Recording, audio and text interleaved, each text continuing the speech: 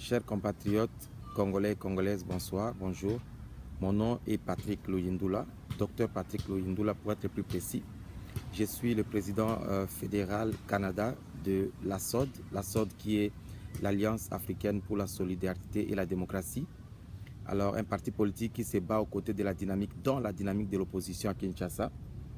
Alors, j'ai fait cette petite vidéo. Comme j'avais promis, nous n'allons pas lâcher l'affaire. Nous allons nous battre jusqu'à ce que la jeunesse se réveille, jusqu'à ce que les jeunes se réveillent et comprennent que l'avenir du Congo leur appartient. Alors, j'ai fait plusieurs publications par écrit. Ces derniers temps, j'ai fait un petit temps mort parce qu'il fallait laisser la place au rassemblement des oppositions, de l'opposition, au rassemblement des opposants acquis au changement, leur laisser la chance d'être plus visibles que nous-mêmes.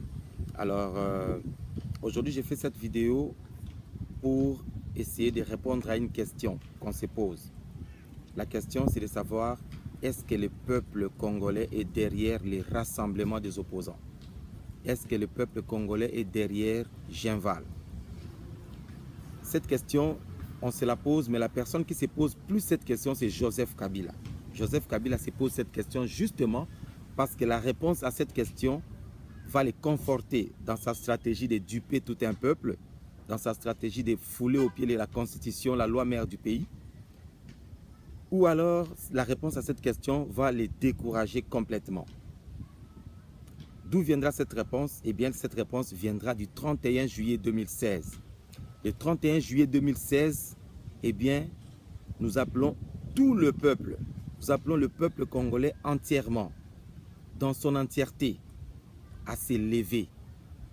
Non pas à aller combattre Joseph Kabila par des armes ou par je ne sais pas quoi physiquement, mais à se lever pour sortir dans la rue et aller au meeting de l'opposition, au meeting du rassemblement. Plus nous serons nombreux, peuple congolais, plus la communauté internationale qui nous aide dans cette lutte pour la démocratie et le respect de notre constitution comprendra que le peuple reste le maître de son destin.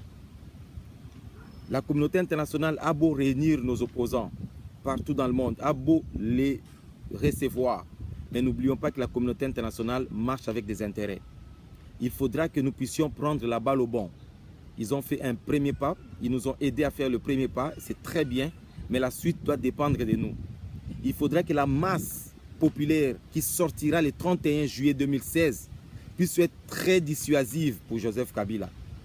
Que cette masse-là puisse lancer un message clair à Joseph Kabila que trop c'est trop, il y a un temps pour tout. Et maintenant, c'est le temps du peuple. C'est le temps de la démocratie. Le professeur Freddy Matungulu a dit récemment dans une interview, pour le citer, plusieurs pas ont été faits dans la bonne direction. C'est une phrase pleine de sagesse, pleine de détermination, pleine d'objectifs. C'est une phrase qu'il faut méditer. Et je suis très fier d'entendre une phrase comme ça sortir d'un homme aussi talentueux. Parce que c'est comme ça que les leaders, que les dirigeants s'expriment. Cette phrase veut dire plusieurs choses. Ça veut dire à la fois que les efforts sont faits pour obtenir ce que vous et moi nous connaissons, nous voulons obtenir, mais ça veut dire aussi en même temps que nous ne devons pas croire que nous avons déjà obtenu ce que nous cherchons. Plusieurs pas sont faits dans la bonne direction. Alors, nous allons appuyer cette idée-là en vous sensibilisant, vous les jeunes, à comprendre que Kabila n'a pas encore désarmé. Il n'a pas encore dit son dernier mot. Alors, mobilisons-nous pour le 31 juillet pour recevoir le président Etienne Tshisekedi qui préside le comité des sages et pour écouter ce que c'est les rassemblements et quels sont les plans d'action que les rassemblements comptent initier avec nous le peuple. Nous irons dans ces dialogues-là comme ça a été décidé, mais vous savez tous que ce n'est pas les dialogues que Joseph Kabila a convoqués. C'est le dialogue qui est convoqué ou qui sera convoqué dans le respect de la résolution 2277 du Conseil de sécurité des Nations Unies. Ces dialogues-là qui respectent les délais constitutionnels, on ne le dira jamais assez. C'est dans ces dialogues-là que nous allons. Si eux pensent que nous allons dans le dialogue qu'ils ont convoqué, eh bien, ils sont libres de penser ce qu'ils veulent. Mais nous, nous savons où nous allons.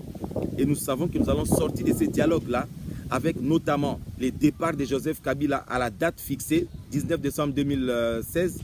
Nous allons sortir de ce dialogue-là avec un planning pour l'organisation des élections apaisées et crédibles.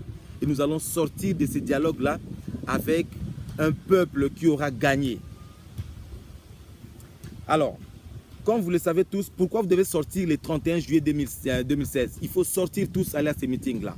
Parce que Kabila est affaibli. Si vous ne le savez pas, je vous le répète, je vous le dis, Kabila est affaibli. Il n'y a pas un seul policier qui va tirer un coup de feu. Parce qu'ils savent tous qu'il y a l'épée de Damoclès sur leur tête. Personne ne va oser faire ça. Donc sortez paisiblement, ne cassez rien, sortez, allez-y, remplissons ces stades-là. Dans la ville de Kinshasa, il y a plus de 10 millions d'habitants. Et ces stades-là ne peuvent même pas contenir 1 million d'habitants. Donc ça veut dire que si nous voulons notre destin, si nous voulons notre bonheur, eh bien nous avons intérêt à sortir ces jours-là, à aller au stade, écouter les messages que les rassemblements vont nous délivrer et rentrer tranquillement chez nous à la maison. Parce que les grandes choses commencent déjà. Alors, j'ai un bout de papier devant moi pour ne pas me perdre dans les idées, tellement que j'ai des choses à dire. Je vais rester dans la filière de ce que j'ai écrit récemment, que j'ai publié. Alors, je disais aussi dans ma publication d'hier que nous saluons les efforts que tous les opposants ont fait. Vraiment, nous saluons ces efforts-là. C'est vraiment louable. Mais nous disons une chose aussi aux opposants. Les choses ont déjà changé, les temps ont changé. Les anciennes mentalités doivent être révolues. Aujourd'hui, le peuple ne suit pas les opposants parce que ce sont des opposants. Nous suivons les opposants parce que nous pensons qu'ils nous amènent vers la bonne direction. Alors, pendant que nous nous réunissons, pendant que le peuple se met ensemble à travers ses leaders, s'il y a des personnes individuellement qui tentent d'entraver cet élan-là, soyez sûrs que le peuple marchera sur vous et se retrouvera devant vous.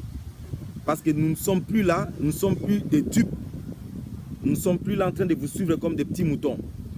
Et nous, particulièrement, en tant que leader de la jeunesse, nous allons réveiller cette jeunesse-là à tout moment que cela se révélera nécessaire. Nous allons les réveiller pour qu'ils comprennent qu'un leader peut devenir un ennemi. Ça peut changer du jour au lendemain. Ça dépend de qu'est-ce que vous faites et qu'est-ce que vous dites. Parce que ce que vous êtes, ça ne nous intéresse peu. J'ai dit la fois passée dans une vidéo, ce ne sont pas nos diplômes, ce ne sont pas ce que nous sommes qui nous donnent la valeur, mais ce que nous faisons. Par nos actes, nous devons refléter ce que nous sommes.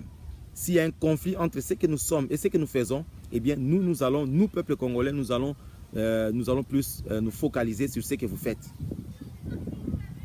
Alors, le pouvoir appartient au peuple, on l'a toujours dit, et le peuple est capable de reprendre son pouvoir, de gré ou de force.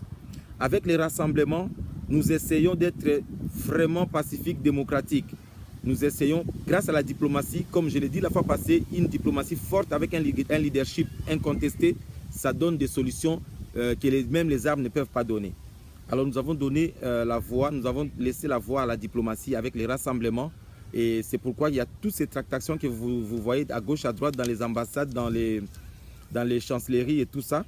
Et ça, c'est pour laisser la place à la diplomatie, pour laisser la place au règlement pacifique des conflits. C'est dans cet ordre d'idée aussi que le président Etienne Tshisekedi, avec les rassemblements, seront au stade de martyr le 31 juillet 2016.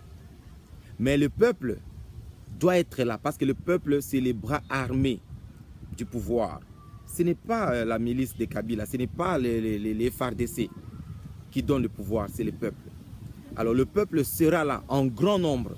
S'il y aura 1 million de personnes dans les rues, ils doivent comprendre que c'est 1 million de combattants. C'est 1 million de personnes qui sont capables de changer le cours des événements. Alors le peuple sera là en attente. Si au bout de ces dialogues, nous n'avons pas ce que nous devons avoir, c'est-à-dire le peuple ne sait pas pacifique, nous ne savons pas donner pacifiquement au peuple le pouvoir, alors le peuple sera obligé, comme le prescrit la Constitution, de reprendre son pouvoir par d'autres manières. Alors nous ne sommes pas en train de faire l'apologie de la violence, mais tout le monde en soi a un degré de violence, mais qu'il essaie d'étouffer. Et nous allons privilégier plus la voie pacifique dans la résolution de ces conflits, même si Joseph Kabila semble utiliser les muscles. Alors, le 31 juillet, donc, nous demandons une forte mobilisation du peuple au meeting du rassemblement afin de dissuader Joseph Kabila, comme je l'ai dit, d'une part, et montrer à la communauté internationale, d'autre part, que nous sommes attachés à notre patrie et nous sommes attachés à la démocratie. Vive la jeunesse congolaise, vive la République démocratique du Congo. Je vous remercie.